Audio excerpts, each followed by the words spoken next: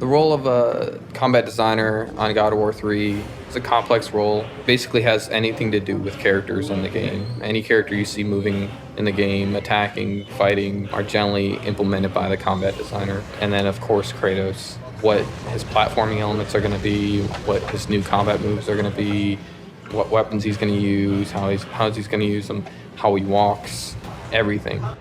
I'm here with Jason McDonald, who's a senior combat designer on God of War 3. And we're just talking about the new features that we have in the game and what we're trying to add to the God of War franchise. Well, we've got some of Kratos' items in.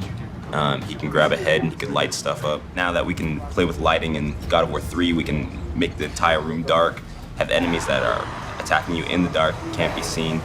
And when you light them up with the head, they light up for a limited amount of time, so you can attack them while you can see them, but then they are constantly disappearing. You get to parts where it's completely pitch dark and you hear the guys scream in the background. You use the Helios head to, find out where they are. The strategy gameplay, the combat side of it turns into you have to keep these guys lit to be able to hit them, otherwise you get screwed and they just destroy you in the dark. Definitely something we couldn't do before just because we didn't have dynamic lighting to the extent that we have it now, so. We got the combat grapple in. We tried the grapple stuff in God of War 2, but since we were limited on memory and animations and things like that, we just couldn't do it, and if we couldn't do it well, then we weren't going to do it at all, so we just didn't do it.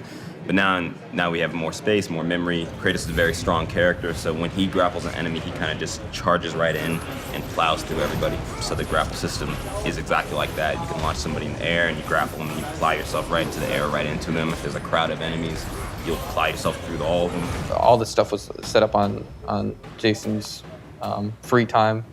When he gets a little bit of free time, he likes to explore a couple ideas here and there, and everybody gets inspired different ways. So like some of the animators will hang out a little bit after hours and go like, hey, let's try this move out. And we find it's good to do that too, because we have an idea and everybody's like, oh man, what kind of code is that going to require? What kind of animation is that going to require? So everybody's worried about the time it's going to take. But once you kind of implement it and they see it, then it's more apt to get everybody's attention and they want to actually spend the time to perfect it.